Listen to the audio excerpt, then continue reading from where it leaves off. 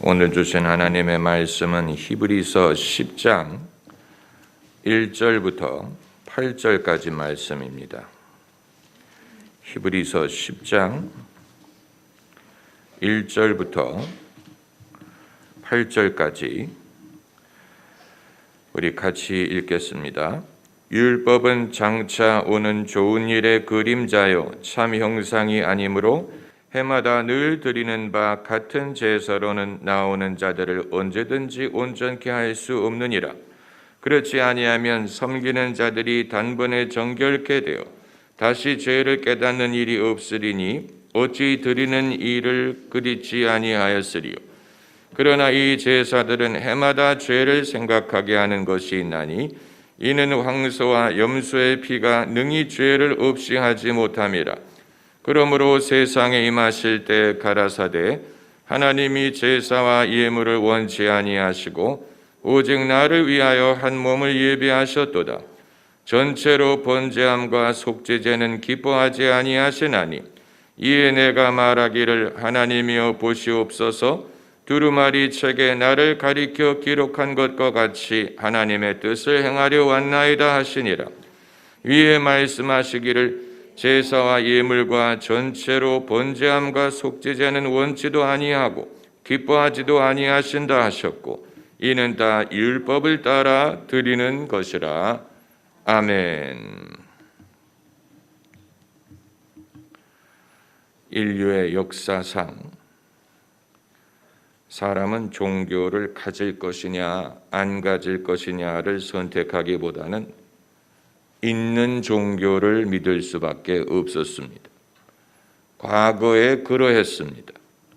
종교가 없다면 차라리 모르겠는데 대부분의 인류는 종교가 없이는 살 수가 없었고 있는 것을 믿다 보니까 종교가 갑질을 하더라도 어찌할 수 없는 경우가 대부분이었습니다. 갑질을 한다는 그런 생각으로 종교를 생각하는 사람들이 별로 없지요. 그러나 종교의 횡포, 종교의 갑질처럼 인간을 괴롭게 하는 것은 없습니다. 그 대표적인 예가 심청전 이야기. 심청전은 그 당시에 불교의 횡포를 고발하는 소설입니다. 신봉사가 소경이 아닙니까? 소경인 신봉사가 개울물에 빠졌는데 승려가 눈을 뜨게 해준다는 빌미로 공양미 300석을 요구했습니다. 소경에게, 그 가난한 호레비에게 공양미 300석을 요구하는 종교인, 그리고 신봉사가 그걸 받아들일 수밖에 없었어요.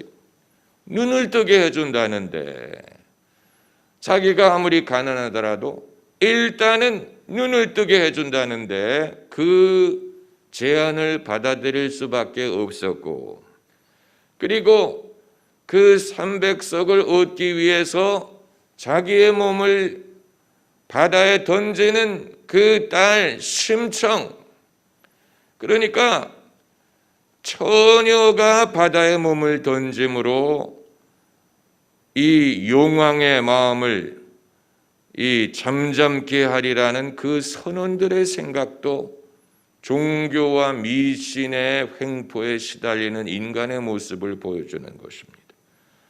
그 이후에 심청전이 말하는 것은 전부 다 그 이후에 일어나는 건 판타지, 무슨 용왕의 마음에 들었다느니 용왕의 부인이 됐다느니 그래서 나중에 아버지를 만났더니 너무 놀라서 눈을 떴다느니 이 모든 것은 다 판타지고, 심청이 바다에 몸을 던질기 그때까지가 그게 현실을 말하는 거예요. 현실, 종교의 횡포에 시달리는 인간의 현실, 거기에서 빠져나올 수 있는 인간은 아무도 없었어. 아무도 없었어. 사람의 이 장애, 눈을 뜨지 못한다든가 가난하다든가 그 이외에는 살 길이 없다든가 소망이 없다든가 이런 인간에게 도움을 주려고 하기보다는, 그들을 건져주려고 하기보다는 결국은 뜯어내는 것이고 요구하는 것이고 강요하는 것이고, 그 횡포로부터 자신을 보호할 수 있는 인간은 아무도 없었다는 얘기. 그런데 이건 소설 이야기지만 실제로 종교의 상황을 보면 힌두교에서 달마와 카마라는 개념이 비롯됐습니다. 달마라는 말은 계율이란 말이에요. 계율, 종교적인 가르침, 도덕, 윤리, 이걸 달마라고 부르고, 카마는 뭐냐? 사람이 달마를 지키지 못했을 때 그로 인해서 자기가 갚아야 되는 빚, 이것을 카마라고 불러요. 이 업보라는 말이죠. 업보라는 말은 자기가 계율을 지키지 못함으로 갚아야 되는 빚이라는 뜻입니다. 이게 원래 힌두교에서 비롯된 가르침이에요. 그런데 이 업보를 다 지불할 수 있는 가는 아무도 없어요. 자기가 과거에 잘못한 일의 대가를 좋은 행위로 지불을 해서 그 빚을 갚을 수 있는 간이 없어요. 사람이 죽기 전에 다 갚고 죽는 게 아니에요. 그럼 어떻게 되느냐? 그 사람이 환생을 해서 전생에 지었던 빚까지도 다 갚아야 되고, 이게 끊임없이 되풀이되는 것입니다. 사람이 이제는 전생, 전전생, 전전전생에 지었던 빚까지도 다 갚아야 되는 상황이 되다 보니까 여기에서 이제 끊임없는 환생을 통해서 그 전에 업보를 갚아야 되는 중생의, 이건 비극 중의 비극이지요. 비극 중의 비극이. 그러다 보니까 인간은 우울한 운명이 되는 것입니다. 운명, 모든 인간이 빚에 쫓기는, 이 업보에 의해서 쫓기고 시달려. 그래서 힌두교 사상은 내가 현세에서 겪는 고난은 과거 업보 때문이다. 과거에 내가 나쁜 짓을 해서 그 나쁜 짓을 갚을 만한 좋은 행위를 하지 못해서 그 업보가 빚이 돼서 나를 쫓아와서 내가 이렇게 고생을 하는 것이다. 여기에 대해서 중생을 불쌍히 여겼던 인물이 바로 석가모니. 석가모니가 왜 불교를 만들었느냐? 그 동기는 이 끊임없는 환생에 시달리고 업보에 시달리는 사람들을 불쌍히 여기는 거예요. 그래서 자비라는 개념이 결국은 그것을 말하는 것입니다. 이 끊임없는 업보의 독촉으로부터 인간이 자유함을 얻을 수 있는 길이 소위 열반이다라고, 열반이라는 것을 제시한 거예요. 열반이란 말은 존재가 소멸되는 것을 말합니다. 그러니까 존재가 없어지지 않고 끊임없이 환생을 하고 업보에 시달리는 것은 그건 저주이기 때문에 차라리 존재가 소멸이 되면 더 이상 환생에 시달리지 않고, 이게 이제 이 석가모니가 말하는 이 열반, 너바나라는 개념입니다. 어떻게 열반에 이를 수 있느냐? 석가모니는 사람이 이 도를 쌓고 깨달음을 얻으면 열반에 이를 수 있다. 이게 원래 불교의 철학이에요. 대중이 불교를 그런 식으로 믿지는 않죠. 그러나 원래 그렇게 해서 불교가 창시가 된 것입니다. 그러니까 석가모니의 동기는 끊임없는 업보에 시달리는 중생을 해방시키기 위한 것이죠. 해방시키기 위한 것. 예수님과의 흡사함을 바로 여기서 우리가 발견할 수 있습니다. 다만 석가모니는 인간의 존재가 소멸되는 열반을 통해 이 문제를 해결하려고 했지만, 예수님은 사람이 율법을 지키지 못함으로 발생한 죄의 문제를 당신이 친히 우리의 죄값을 지불하시고 당신이 직접 율법의 요구를 충족시킴으로 당신을 믿는 사람들이 의롭다함을 얻게 하신 것입니다. 그러니까 예수님도 이 종교의 횡포, 율법의 횡포죠. 율법은 원래 좋은 것인데, 좋은 의도로 만든 것인데 사람이 율법을 지키지 못하므로 이제 율법은 좋은 것이 사람에게 어마어마하게 무거운 짐이 된 것. 율법을 지키지 못함으로 말미암는 불의함, 죄의 문제, 그것이 어마어마하게 무거운 짐이 됐어요. 그런데 구약 율법은 이 짐에 눌린 인간을 도와줄 방법이 없었어요. 그래서 예수님이 바리새인들 율법자들에게 대해서 하신 가장 큰 비판이, 너희는 손가락 하나 들어 이 짐을 가볍게 하려고 하지 않는다. 이 말씀은 원래 하나님이 선한 의도로 율법을 주셨지만 사람이 죄로 인해 율법의 요구를 채우지 못하니까 율법이 어마어마한 멍해가 된 것이고 짐이 된 거예요. 여기서 벗어날 수 있는 사람이 없어요. 율법 앞에 사람들은 다 적자, 다 빚을 졌어요. 갚을 도리가 없어요. 그 예수님이 당신이 친히 갚으신 거예요. 그러니까 불교와 기독교를 비교하면 사람이 우물에 빠졌는데 못 빠져나와요. 우물에 빠져있는 사람에게 석가모니는 어떻게 하면 빠져나올 수 있을까를 가르친 거예요. 어떻게 하면 힘을 다해서 온갖 애를 쓰면 나올 수 있다.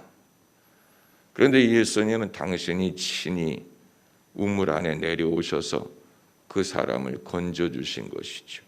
그러니까 건지려는 의지는 위대한 것인데 석가모니는 여호와 하나님을 알지 못했고 하나님의 구원의 섭리를 알지 못했기 때문에 존재 소멸이라는 아주 이상한 개념이죠. 소멸된다는 게 무슨 말입니까? 소멸이란 방법으로 이 문제로부터의 해결책을 제시한 것이고, 예수님은 당신이 우리가 채울 수 없었던 율법의 요구를 채우셨어요. 충족시키셨어요. 그리고 우리의 죄값을 당신이 지불하신 거예요. 십자가에서.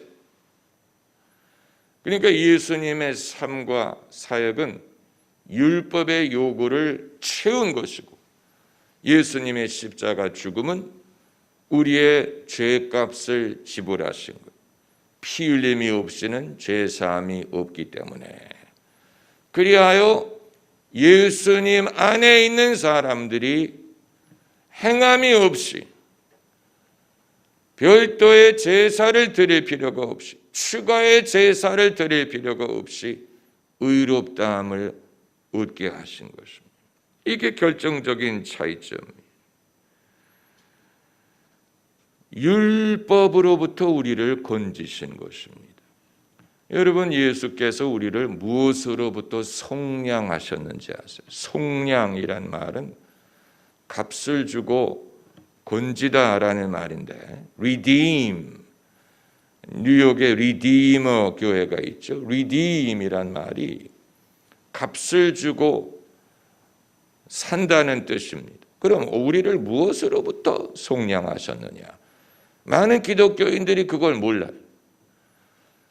마귀로부터 속량하셨나? 지옥으로부터 속량하셨나? 죄로부터 우리를 속량하셨나?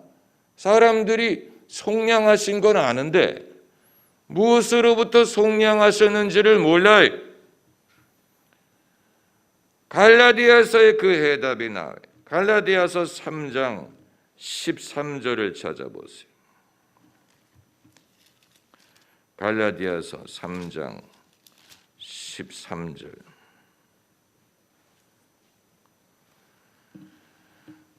같이 읽읍시다. 그리스도께서 우리를 위하여 저주를 받은 바 되사 율법의 저주에서 우리를 속량하셨으니 기록된 바 나무에 달린 자마다 저주 아래 있는 자라 하였음이라.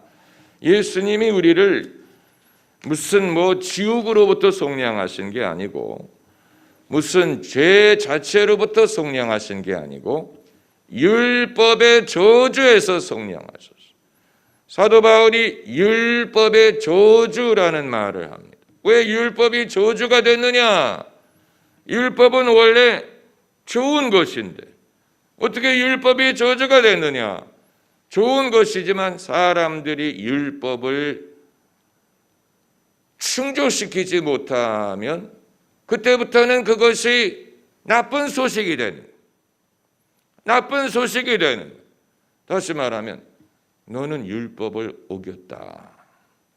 너는 죄를 범했다. 너는 빚을 졌다. 이 빚을 너는 갚아야 된다. 이게 율법의 저주예요. 끊임없이 사람을 따라다녀. 끊임없이 독촉을 해. 끊임없이 상기를 시켜요. 너는 율법을 어겼다. 너는 불의한 자다. 너는 빚을 졌다. 끊임없이 사람들을 쫓아다녀요. 그렇기 때문에 나쁜 소식. 요즘에 TV를 틀면 저보다 하루 종일 나쁜 소식만 보도하죠. 나쁜 소식. 그런데 어떻게 예수 그리스도가 기쁜 소식, 좋은 소식을 되실 수가 있느냐? 그건 그 빚을 예수님이 갚아주셨기 때문에. 그래서 율법의 저주로부터 우리를 속량하셨기 때문에 율법은 더 이상 우리를 쫓아다닐 수 없어요. 더 이상 독촉할 수 없어요. 우리를 따라다니던 빚쟁이가 더 이상 따라다니지 않아요. 그 빚 갚을 것을 독촉하지 않아요. 그리고 우리를 정죄하지 않아요. 내가 이런 일을 겪는 이유는 네가 죄인이기 때문이다라느니 내가 죄값을 갚지 못해서 그 대가로 내가 이런 고난을 당하는 것이라느니 이게 전부 다 율법의 저주예요. 그 정죄 앞에 자유할 수 있는 인간은 아무도 없어. 다 풀이 죽고 고개를 숙이고 다 두려워해. 할 말이 없어요. 예수님만이 율법의 횡포로부터 우리를 건져주신 것입니다. 할렐루야.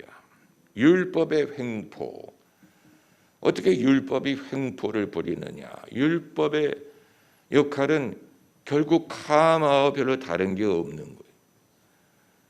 다만 환생을 하지 않는 것뿐이지 내가 계율을 지키지 못했기 때문에 그 책임을 져야 된다라는 요구를 하는 면에 있어서는 율법이 카마와 다른 게 없는 거예요. 율법이 우리에게 말할 때마다 빚쟁이가 독촉하는 것과 같아요. 너 이거 어겼지. 너 이거 못했지. 너 이렇게 했지. 너 이제 갚아. 너 이제 책임을 져. 너 알아서 해. 이제 뭐 이렇게 이런 일이 일어나도 그건 네 책임이야. 이게 전부 다 빚쟁이가 하는 말이.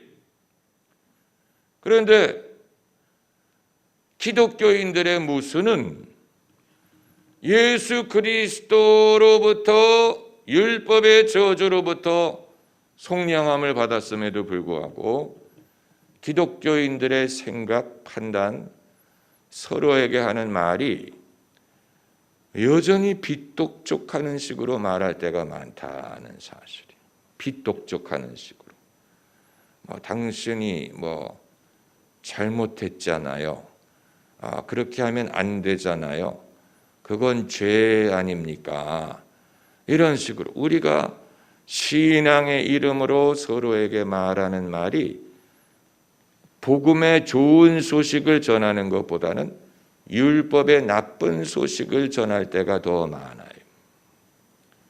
이게 모순이에요. 왜 세상에 더 많은 사람들이 예수 그리스도를 믿지 않느냐? 예수님이 우리를 율법의 저주로부터 속량하셨는데 그걸 안다면 사람들이 당연히 예수님을 믿죠. 예수님을 마다할 이유가 없죠. 그런데 왜 더 많은 사람들이 예수님을 믿지 않느냐? 그건 먼저 믿은 사람들이 여전히 율법적으로 신앙을 이해하고 전할 때에도 율법을 전해. 그러니까 본인 스스로가 율법의 저주에 대해서 고민을 해본 적이 별로 없어. 율법의 저주에 쫓겨본 적이 별로 없어. 그것 때문에 고민을 해본 적이 없어요. 그래서 예수님이 자신을 건져주셨다는 것이 얼마나 큰 해방인지를 잘 몰라요. 그러다 보니까 우리를 이 무거운 짐으로부터 해방시키시는 주님의 자유함을 잘 모르고 부분적인 복음을 전하는 부분적인 복음. 여러분, 예수 그리스도를 사람들이 제대로 알 수만 있다면 예수님을 마다할 이유가 없어요. 오늘 본문에 이 히브리서 3장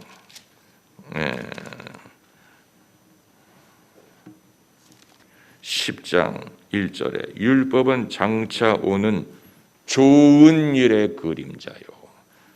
좋다라는 말이 나왔죠. 토브, 마zel 토브. 히브리어로 좋다라는 말이 토브라는 말. 율법은 장차 오는 좋은 일의 그림자. 여러분, 이 세상에 좋은 일은 예수 그리스도밖에 없어요. 좋은 일, 우리가 좋은 일을 말할 수가 없어요. 성경이 히브리서 저자가 장차 오는 좋은 일의 그림자, 그 율법은 좋은 일의 그림자. 율법 자체가 좋은 건 아니, 좋은 일의 그림자예요. 여기서 좋은 일이라 하면 예수 그리스도로 말미암는 새 언약, 이것을 좋은 것이라고 부르고, 우리가 이 세상에서 유일하게 좋은 것으로 신뢰할 수 있는 것은 예수 그리스도밖에 없어요. 예수 그리스도. 여기에 대해서 우리가 확신을 가져야 돼. 이 사실을 사람들이 알 수만 있다면 믿으려고 할 것입니다. 믿으려고 할 것입니다. 그렇잖아요. 이 율법의 저주로부터 누가 우리를 누가 우리를 자유케 하겠어요? 율법의 저주가 얼마나 무거운 짐이에요. 끊임없이 우리를 따라다니죠. 끊임없이 우리를 정죄하죠. 여기서부터 우리를 자유하게 하시는 분은 예수 그리스도밖에 없어요. 예수 그리스도. 율법의 저주로부터 우리를 속량하셨다. 여러분, 이 유일하게 갑질을 하지 않는 종교는 예수 그리스도뿐이에요. 그 이외에는 다 갑질, 횡포. 기독교가 신학적으로 빗나갔을 때 그 횡포로 되돌아갔죠. 네, 횡포로 되돌아갔죠. 하나님의 이름을 빌어서 횡포를 부렸죠. 그러나 예수님은 그렇게 하지 않습니다. 우리가 고난을 받아야 되는데 예수님이 대신 고난을 당하셨죠. 예수님이 십자가에서 부끄러움을 당하셨죠. 예수님이 그것을 당하셨기 때문에 예수님은 우리에게 횡포를 당하시는 분이 아니에요. 내가 너를 종이라 하지 않고 친구라 하였느니라. 한 구절 한 구절이 얼마나 진실입니까? 종으로 우리를 여기는 게 아니고 내가 너를 친구라 하였느니라. 친구. 예수님보다 더 좋은 친구는 없습니다. 할렐루야. 기도하십시다.